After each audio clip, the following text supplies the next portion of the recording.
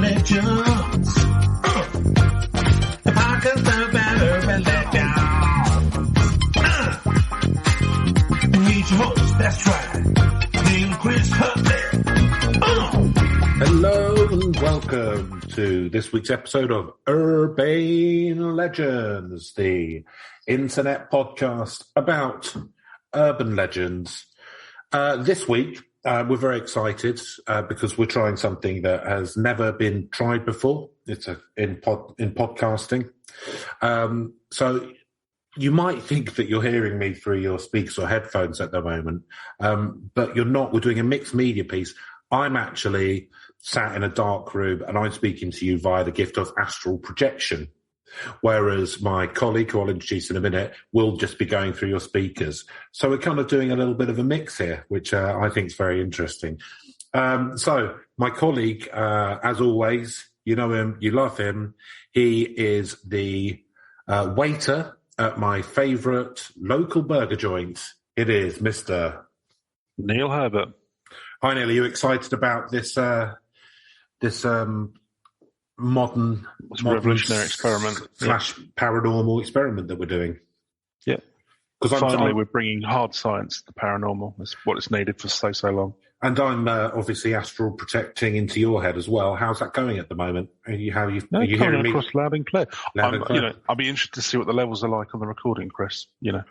Well, yeah, that's going to be difficult. But you'll have to do that because I'll be in this room for the next month to astral project whenever someone decides to play your section of the... Like a low-rent Luke Skywalker. Like a very, very low rent, like a back alley Luke Skywalker.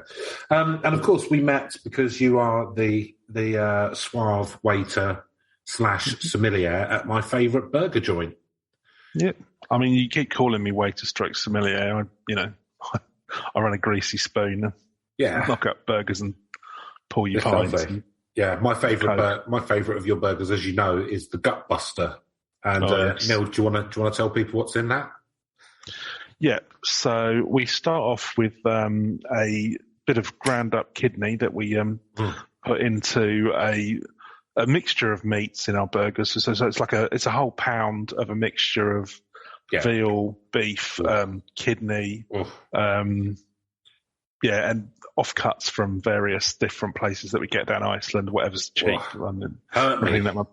Put that one up, and then just fry that in beef fat with a big round of chips, egg on top, black pudding, hash brown, cheese. Oh yeah, with triple cheese, chili sauce, second burger, mayo, second burger, another pound of meat over the top of that, fried chicken breast, a whole fried chicken over the top of the two burgers. This is all contained within an entire loaf of sourdough bread. Deep fried. A pound of butter coating, both sides of those. Yeah, and then we because the first bite is with the eye. Chicken pakoras and sauce, and then we sort of breadcrumb coat the whole thing and then deep fry that in more beef fat. It's gorgeous. And serve it with a side of chips. It's gorgeous. It's kind of like a munchie box inside a hamburger. And you've got fried. That. And you've got there's a pizza in the middle as well, isn't there? Pepperoni pizza in the middle. I forgot about that. Yeah, like a calzone. Can't forget that. And you know what? I would say for £8, that's a decent meal. It's good value. Good value. And you've got your special sauce, which you use, which only you have at your place. And do you want to describe the flavour and texture of your special sauce? Greasy and piquant is how I'd describe that. And I can't share any more because it is a secret after all. Is it a family recipe or is it something you stumbled across? It's very personal. That's all I'm going to say about the special. It's a personal recipe. Personal recipe for special guests. Yeah. Lovely stuff. Yeah. Well, I can. What's that burger joint called again? It's Fat Boys or Us or something. I don't know. Fat Boys or Us or something. I don't know. Burgers. Yeah. Yeah. I'll be honest with you. We tend to put more effort into the menu than we do the branding. But that's the thing, isn't it? But that's knowing that People you've aren't done coming for the name of the restaurant. But that's knowing that you've It's done like that. when we had, yeah, exactly. It's it's like when we With a had the pub name with this no name. bad, the burgers must be good. Be good, Yeah. or at least extremely unhealthy. Well, or a lot of calories for your buck. Yeah, exactly. Look, it's a once no more than once a day treat. That's what I'd say. So Neil, as you know, I'm quite the TV aficionado. Yeah, absolutely. Is this going to involve Pele again? Maybe. I would imagine so. Maybe not. I don't know yet. Lots of good. Not so sure. So I've been watching the latest series of The Sinner on Netflix. Okay. Oh. Yeah, it's Not familiar with that. Perhaps you could give me an accurate description of what that's about, Chris. That would be helpful. I think I probably can. Yeah. Look forward to it. I'm not sure this one's got a lot of legs to it. The title doesn't lend itself to a lot.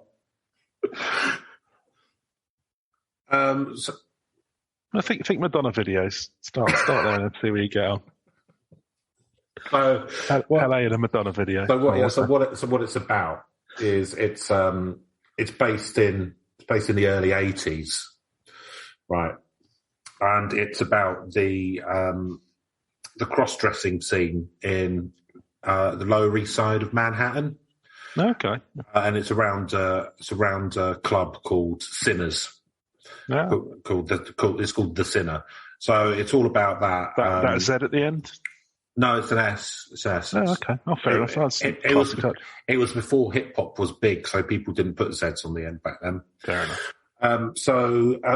It's just really interesting because it's about it's an underground scene at the time. Obviously, America's very conservative. They've got Reagan in the White House, and the AIDS epidemic's coming through. A lot of police corruption, so there's police raids, and there's a lot of. It's not for kids. There's a lot of cartoonish and bloody violence in it. It's directed very much in church's nudity. A lot of good. Yeah, tell me about it. Yeah, a lot. Doesn't leave a lot to the imagination. In fact, some things that I saw were perhaps beyond my imagination. And so the sort of person who owns the club, the sort of Queen Diva, is Andre the Giant. Oh, nice. Because it's not known, but he did actually own this club in. He wasn't into the cross dressing himself, but he saw a good money making opportunity. Yeah. But he's got contacts. He's just not a judgmental man, Andre the Giant. No, unless your wrestling moves are whack, in which case he has a strong opinion. Yeah, that's not about your lifestyle. But the thing, there's the problems with the NYPD because they think it's illegal, kind of cross-dressing and all that overreaching kind of their stuff. powers, no doubt. Yeah, there's like this really corrupt kind of cop who secretly cross-dresses himself at home, but doesn't. That's why he's angry, because he's kind of angry at himself as much as everything, and he's constantly going in there like with truncheons and like one of those tanks off Police Academy, which instead of a gun has like a pushing rod at the end. Well, I would to imagine break down the door, and that's he's played by Pele. Okay. Yeah, and so he's come out of the New York's favelas, of course. Yeah, he's risen up the ranks in the NYPD. That's it. Yeah, and he's got corrupted along the way. Oh, that's a shame. Yeah, and a lot of the problems are around, he cross-dresses and stuff, and because he's not comfortable with his sexuality, he gets addicted to dick pills. So there's... it's a shame. So, it's a slippery slope because he's also having an affair with one of the people, and it's like The Wire in that way. It's kind of shades of grey. And Pele. So nobody's really a good guy or a bad guy. It's no, he's always because he's. You can understand why he's doing what he's doing. even if you don't agree with his actions. Yeah, I mean, it's a very human tale. It's a tale as old as time, really. And I would imagine he's getting, he's getting lent on by the corrupt mayor as well, isn't he? He's just, trying to get a load of snooty housewives to come into town for the local gardening show. Yeah, the corrupt mayor. They don't want to see it, do they? The corrupt mayor is played by Colm Meaney. Yeah. And he's new in New York, and he moved over because of the famine. And I bet him and Pele have got some good acting, Yeah, Colm Meaney and Pele. Light up the screen. Well, and because Pele's from the favelas, he obviously still has one foot in that world. So, there's a lot of stuff about gang politics. But he's got to keep his personal stuff. He's kind of an outsider, like Omar in The Wire, in that sense. Yeah, but he's the chief of police. He's a detective. He's a head detective of that area. Oh, he's a helicoptering. Yeah, detective. He's not the chief of police. Chief of police. He's a Polish man. He's like from the sort of New York Polish families, and he's played by Idris Elba. Oh, yeah. So they got him in, so it's good. You've got the club where all this stuff's going on. Pele's forcing people in the club to buy dick pills for him. He's cross-dressing at home. He's in a relationship, but then he's also going in and beating up people in the club. Idris Elba and Colm Meaney are at loggerheads because of all the money coming into the docks. It's a tangled web. That's all I'll say now. Like a powerhouse of TV there, Chris. Yeah, and I think I'd give it probably an 8 out of 10. It's already been signed off for 6 more series, 24 episode series.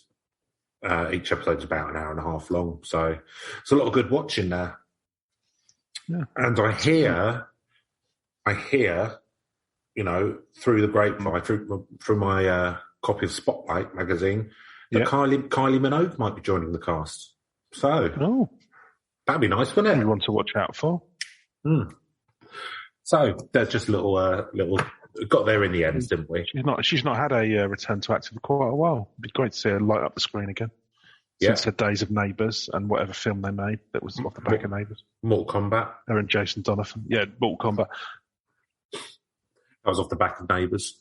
No, what was that one they did? Her and Jason Donovan. The Young Ones or something? Like a love story or something like that, yeah.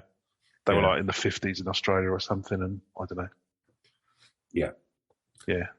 Wasn't that memorable, I'll be honest with you. Mad Dog's an Englishman. Yeah, that was it. So, Neil, we are going to Scandinavia this week. Oh, nice. Neil, so there are 2 things which anyone with a keen sense and a keen eye would have noticed about you, having listened to the last... I don't know which episode this is going to be, but let's say 40 episodes. So over that time, they would have noticed you love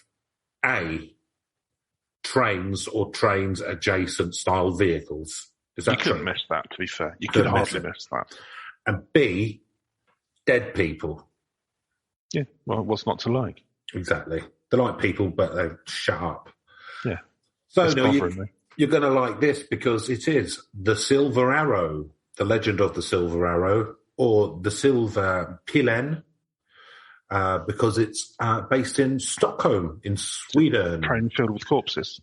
Yeah. So Pillen being arrow in Swedish, and silver being silver. So this immediately puts me in mind of the hilarious 80s comedy, The Silver Streak, with Richard Pryor and I've forgotten the other fellow's name. Gene Wilder, that's it. Yeah. That was the cross-country train. Yes. It might have been 70s, actually, not 80s. I can't remember. I think it was 80s, and it was that awkward period where they were trying to make Gene Wilder a credible romantic lead. Oh, I don't recall that. Yeah, like with the sexy young lady. Yeah, probably.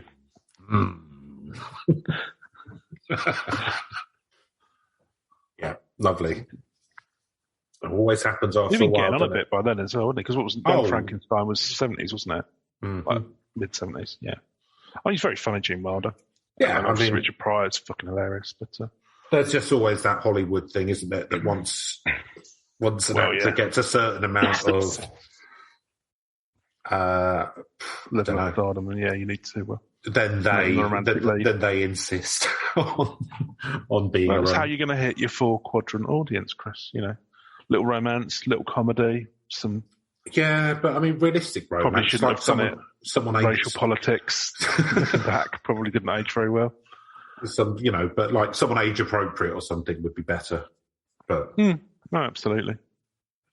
There we go. I'll start off as always with Wikipedia. And then we've got lots of copy about this. I don't know the quality of it because, as always, the theme of the podcast is... It's not about the quality of the words, Chris. It's about the quantity of the words as well. It's the quantity, not the quality. And never be prepared. It's one my Burger Shack does so well. It certainly does. If you saw where that meat came from. I'd rather not. No, you would rather not. So, the Silver Arrow...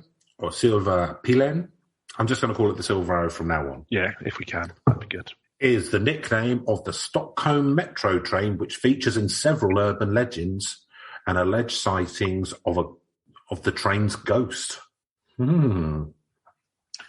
So, production and history. That sounds promising. Oh dear. The train was invented in... The train is usually referred to as being composed of silver aluminium model C5 cars. Only one such train composed of 8 cars was built. It was manufactured in the mid-60s as a test unit.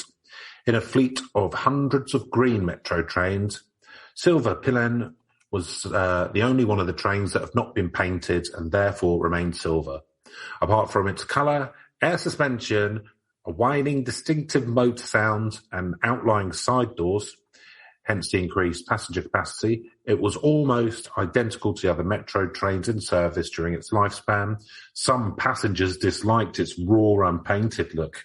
Oh, those fussy sweets. Everyone's a critic. Look, you're saving money. And it probably, aids a little bit on... I think these days that we'd prefer that look, wouldn't we? Well, it's minimalist, isn't it? It's like everyone likes having brick walls. Step back. So. Well, and it's like with those...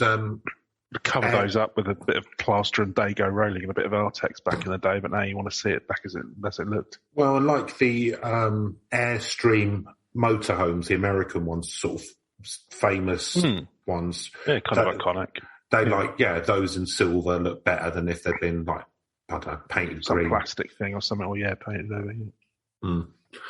So, starting from the point in which it was taken into production in the mid-60s up until 1996, Silver Pillen was sometimes used as a backup train, particularly during rush hour. The train was used as a backup on all the existing Stockholm Underground lines, although more commonly on the red and green lines. Before and after. Can I just check? Have we got to the urban myth bit yet? Because if so, I'm going to imagine me and the Swedes are a bit different about. Well, fair enough. No, we're not there yet. I'll let you read more train facts. Hey, look, it's called giving the backstory. It's all background. It's all background. It's all good. Thought you would have learned this by now. You realise when you get to the hook that this was all necessary. So, before and after its passenger operation, it used to run without passengers to the depot without stopping, something people found odd. The interior of the cars were devoid of the usual advertisements, and the walls bore signs of partially removed graffiti. The scruffy look contributed to the reputation of the Silver Pillen as different. The train was used in the 1993 film Stockhom, or The Seekers, a film which took place in Stockholm.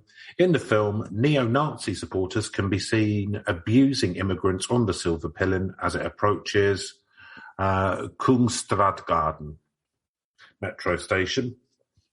2 people are later killed as they get pushed onto the track by the neo-Nazis and subsequently run over by the train, whose driver is powerless to stop in time. Oh, dear. So, urban legends. Shall I go through the urban legends on Wikipedia or dive straight into the longer bit? Like the longest stuff? Yeah, go for the longer stuff. Go for the longer stuff, yeah. Okay, so this is from Mental Floss, which we've used a couple of times before. And it's by Abby Norman from October the 16th, 2018. The legend and truth of Silver Pillen, Stockholm's spooky ghost train. I know I said I'd say Silver Arrow, but it is saying it. I'm just reading what I put.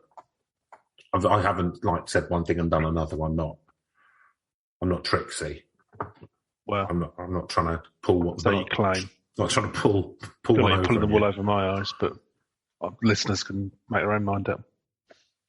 Right. So this starts out unpromisingly.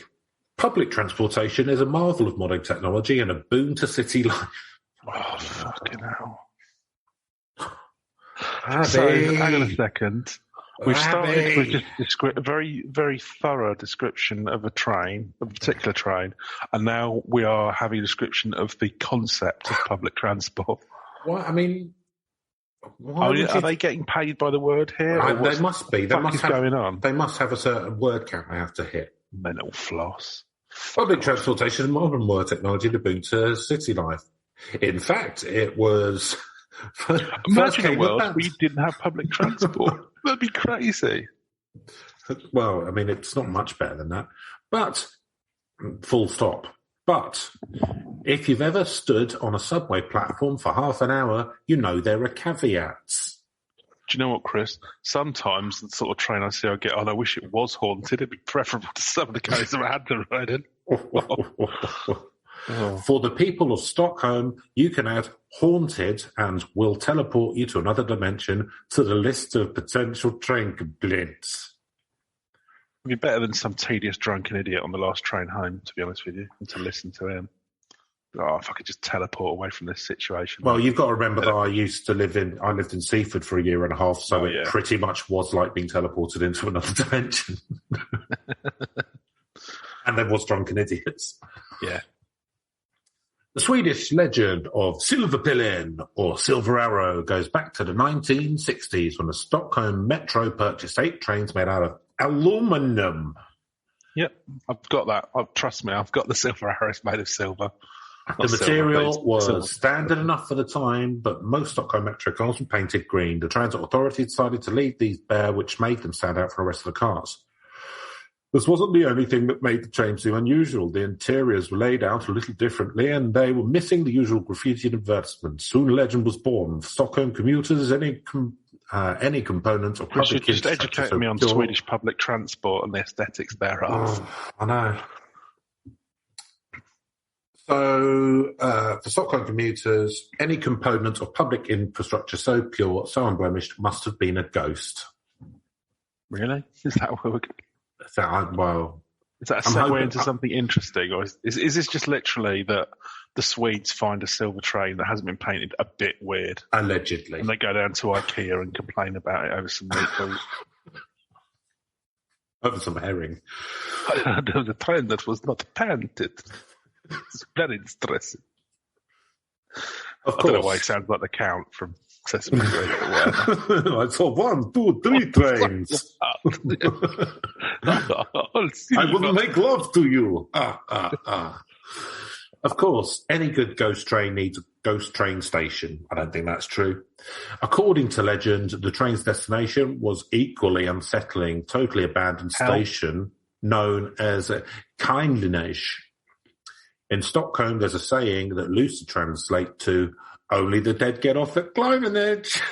So it's Eastbourne, basically, then. Yeah, basically. Polegate, yeah.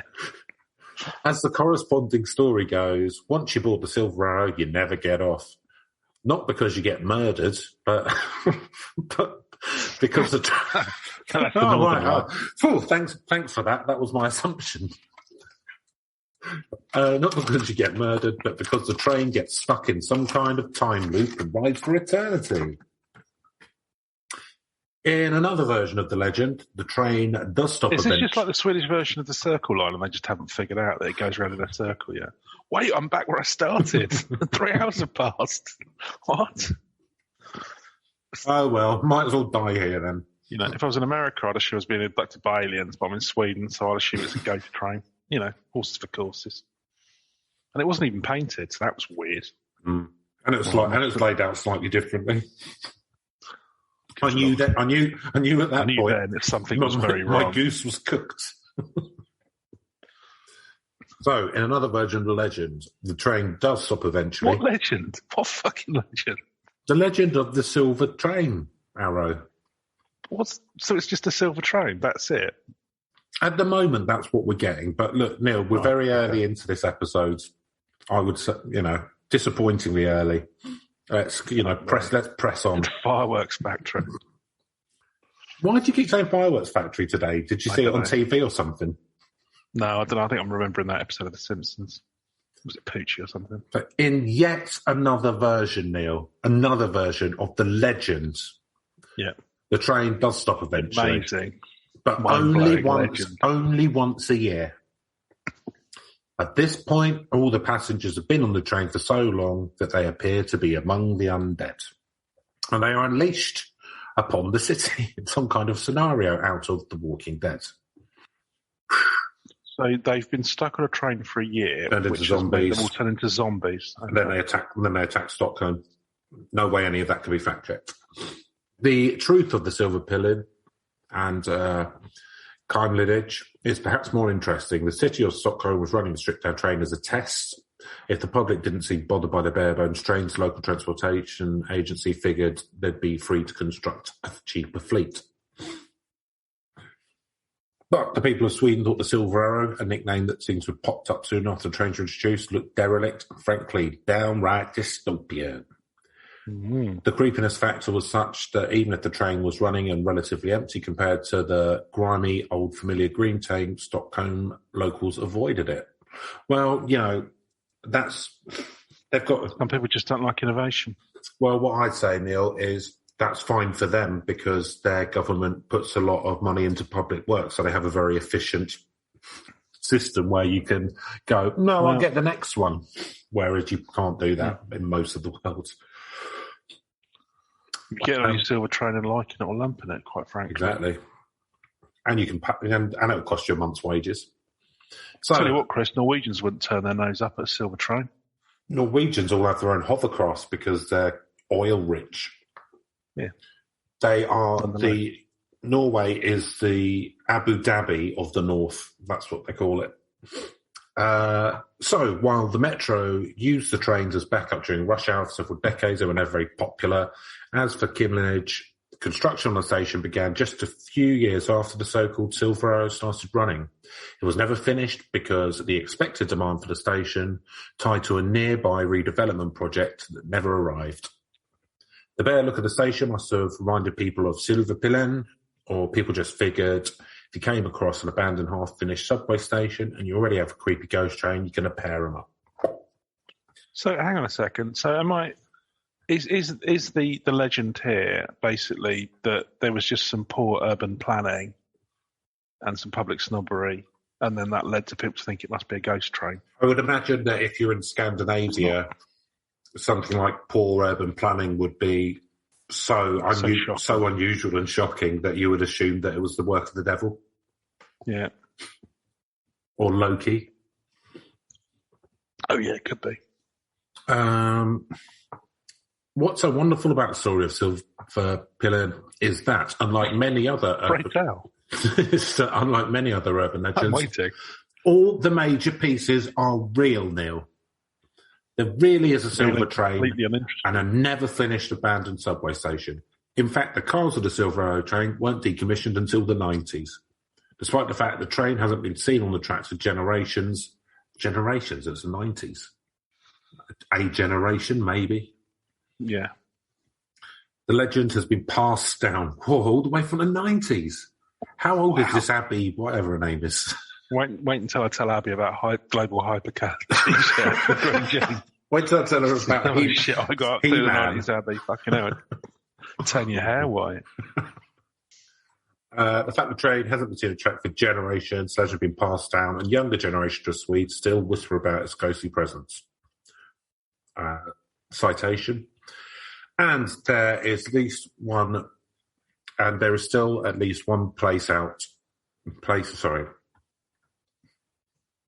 I'll start again.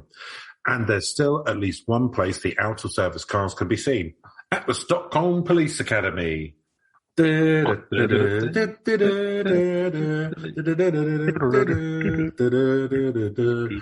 used to train rookie cops on how to deal with an in-process crime on metro lines. Though we're guessing the training doesn't include ghost busting.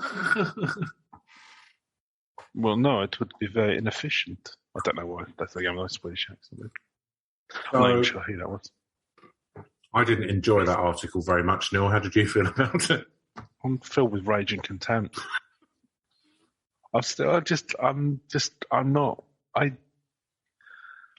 completely nonplussed.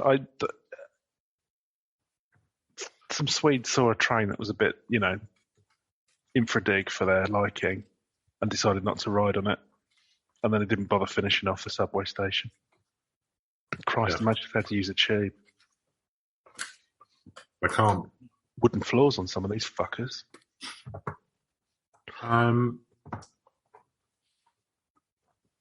I found the article that person who we that sounded kind of cool to me. The sort of like silver train. I think that looked quite slick. So I found the article which that person has copied and pasted most of a previous article from, because this is an earlier article. Obviously, adding their hilarious stuff about ghost busting in. Yeah, it's pretty good. Well, they're trying to liven it up. They knew they had a turd on their hands, and they just tried to give it a quick polish. Unfortunately, they used another turd. Yeah, unfortunately, I'm polishing a turd. This is from Atlas Obscuria, the Silver Arrow, the real ghost train hauntings the Stockholm Metro, and it's by Eric. Get to the point where they're haunted. Well, that's what I'm hoping that our friend, any tale of haunting, our friend Eric Grundhauser, maybe has some of that. It was just some little posh boys who went down a council estate and assumed it was haunted because they got scared or something.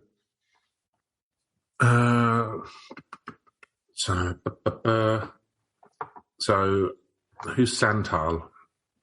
According to Santal, the train wasn't very blah, blah, blah. So Santal is someone who wrote about it.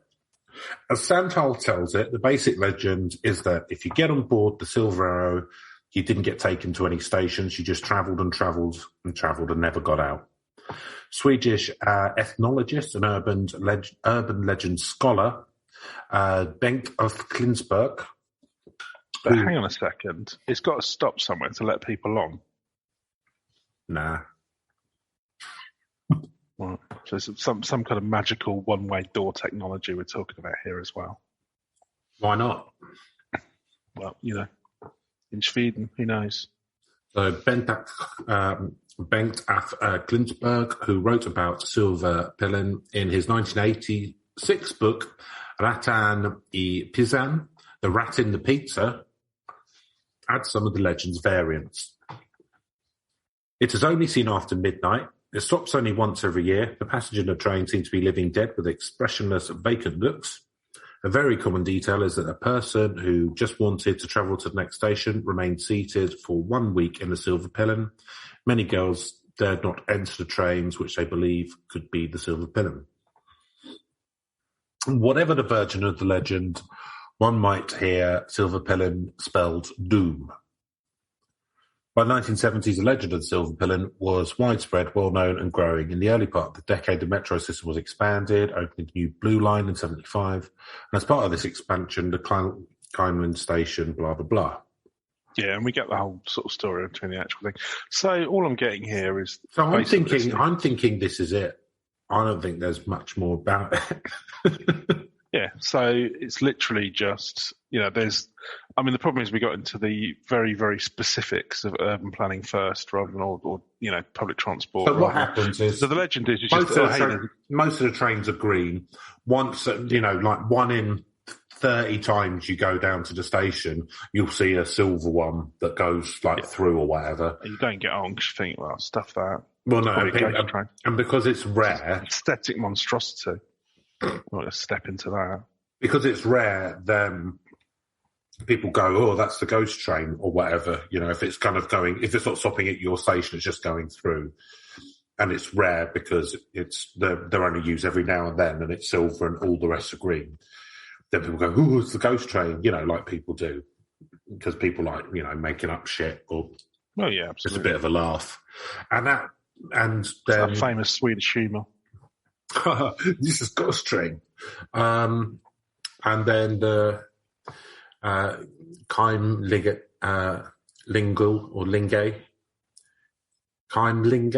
station was just a station that never got finished because they thought there was going to be a big housing project built there, and that's part of the infrastructure, but it fell through.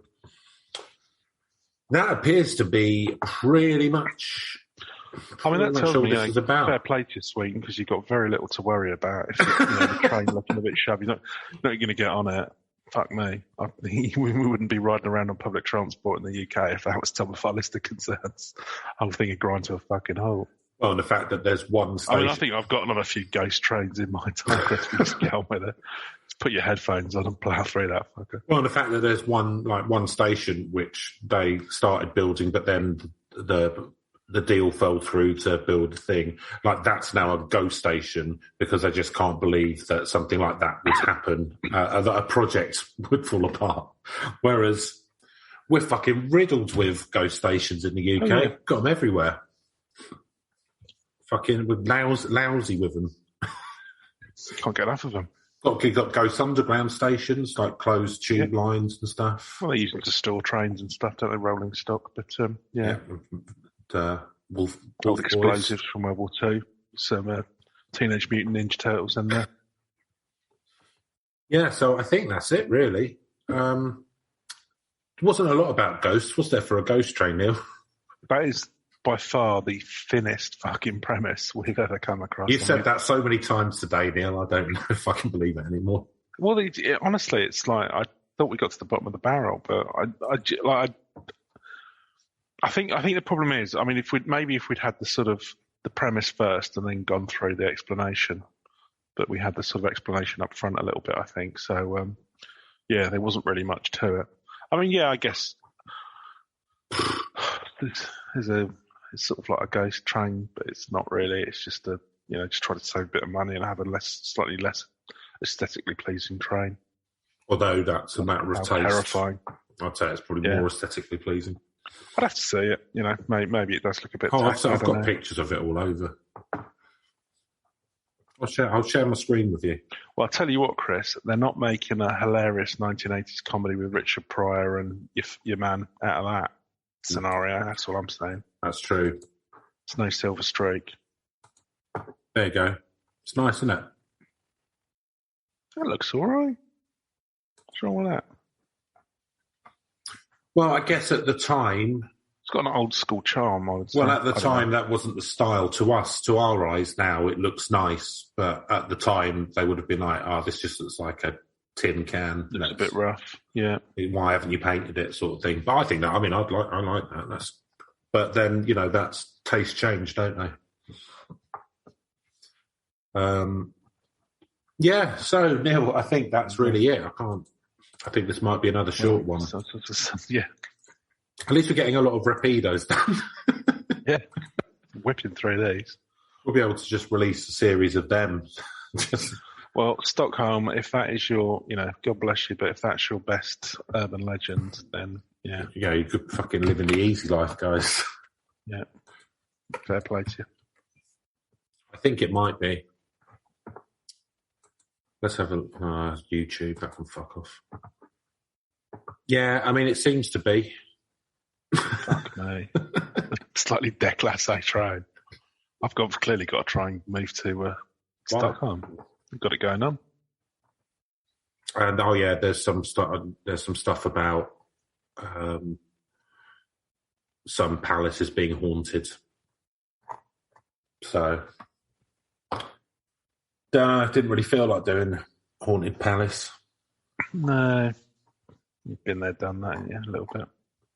We'll have a look another day. So now we'll do a historical one sometime. But if you can pull yourself together for long enough, let's do some scores. You can Sorry, you've just blown my mind so much, Chris. stop your teeth from chattering. Yeah. Ooh, like a regular Scooby's Shaggy Doo. Oh, boy, Scoob! Well, it's got to make a ridiculously big sandwich. Right. Now, I know it's going to be high, but give me your spookiness. Wow, I mean, And a it's blow fucking by terrifying. blow of why it's so spooky. Absolutely terrifying. I mean, a train that hasn't been painted. I can't conceive of such a monstrosity. Good Lord. I mean, no, there's nothing, I mean, because there's no real tale about all right. So the one thing I would say is that getting on, I'll double the points here because it should get 1 point. I'm going to give it 2, and I'll tell you why. The idea of like getting stuck on public transport for like weeks on end or something like that, or having to sort of like, knock about with some awful passengers for you don't want to hang on with for weeks on end. Yeah, that doubles it to a 2 for me. Yeah, and honestly, undead passengers wouldn't faze me. I've had far worse. I'd rather that than listening to their music on their mobile phone without headphones. Yeah, brilliant. Why don't they play this out loud rather than put it on some headphones? Yeah. Yeah, it's not very spooky. I mean, I think the thing for me is the distinct lack of ghosts for a ghost train story. I mean, kind of fallen at the first hurdle there. Oh, do you want to hear our story about a ghost train? Are there any ghosts in it? Absolutely not. Let me start around train construction in the 1960s. Could we not? And, urban planning and some budgetary restraints that we had due to the krona dropping slightly against the Deutschmark. I mean... All the cost-to-benefit assessments came out. It looked like a winner, but it didn't save any money. That's terrifying. And what that means for Stockhom's project management in future doesn't bear thinking about. Back to the drawing board. How are you supposed to write a business case? You never trust them again. I mean, it's not scary, is it? Too mundane. There's just not... There's nothing... There's not anything there. It's literally fucking nothing. I'll give it a 2. Right. What's the next one? Believability. So, I mean, the thing is, it is all too believable that this is Stockholm's spookiest thing. That like a bit of planning went ever so slightly awry. Like ever so slightly. They tried something different, and it was like, really? I don't think so. So what happened? Did you lose loads of money? No, it was okay. And in the end, it might save a bit of money, and people might not mind. Well, people didn't like it, and in the end, we hadn't spent a lot of money on it, and in fact, we gave it to the police force, who have been using it for many years, and so it has proved great value for us. We just give it to a homeless charity. I'm only joking. We do not have homeless people, unlike you, scum in the UK. It's believable. It's probably believable as well that something that looked a bit rough and ready, slightly out of the ordinary, people were taken aghast by. So I don't think it's haunted though. But believability, I'm going for an 8, Neil. How about you? I don't know what I'm being asked to believe. It's the fact that this is because. It's a little bit split for me because it's like the fact that it's a ghost train. Now, the thing is there anything? Stockholm, what I would say though, Neil, a ghost train for me is being powered by the devil. It's glowing red with fiery eyes and shit like that. But that's what I want to see on a ghost train. But is there anything more believable than a ghost train that has no ghosts? Because that is believable. It's less believable that a ghost train has ghosts. but isn't the urban myth that it is a ghost train? Because it isn't. It's just an unpainted train. People call do I believe that Stockholm they have an unpainted train and people didn't want to get on it because they didn't like the look of it? Yeah, I believe that. But then some people, made up rumours about it being haunted or people never being able to get off and stuff like that because they didn't like the look of it. Yeah. Yeah, no, it's a 5 for me. Obviously I believe the whole background story, because why wouldn't you? It's too tedious to think it was made up. But I don't believe that it's a ghost train. And to be honest with you, yeah, if that's your standard for for ghostliness, yeah. What'd you do? What'd you do? So, Reach now, Neil. That's you again. Reach. Gosh, this one spread far and wide, and how couldn't it? Everyone's fascinated by 70s, cost-saving mechanisms in Sweden. So that's going to be a big hitter. No, I guess it's another one where the internet just propagates this stuff, isn't it? And people need something to put at the top of their lists. I can't imagine people in Sweden have even heard of this one. It's so tedious. I think they have. Maybe, but I just don't see it going anywhere really much further past Sweden, other than just people reading it up on a sort of on a listicle article. Yeah, I'm going to give it a low one for this. It's recent. It's based on real life. I can't see it being terribly compelling and spreading around too much. I'm going to give it a 2. 2. So I think it is quite well known in Sweden, Stockholm. Possibly the other Scandinavian countries have heard of it, because really there's such slim pickings of urban legends and stuff around there. I mean, there's lots of legends and mythology and stuff, but I've already forgotten what it is, Chris. That's how good it was. But urban legends themselves seem to be quite thin on the ground. So I think that it's probably known around Sweden, possibly the surrounding countries a bit, but it's not big, it's not old, and it's not clever. And there isn't that many people in Scandinavia, really. So I'm going to give it a 3 for each now. Although it wasn't GTA 5 apparently. But there we go. So narrative premise. I mean, it's original, and in that it's kind of so what we think is stereotypically Swedish. Do you know what I mean? Like how it came about. Something's not very nice. So I mean, I do. These cushions are only 13 millimeters thick. Yeah, they're only 12 tall. This must be haunted. A 200 count thread count sheet. That's so hard against my skin. It must be a haunted sheet. I mean, the actual thing is, the actual legend's like very bad. It's a very, very bad legend, right?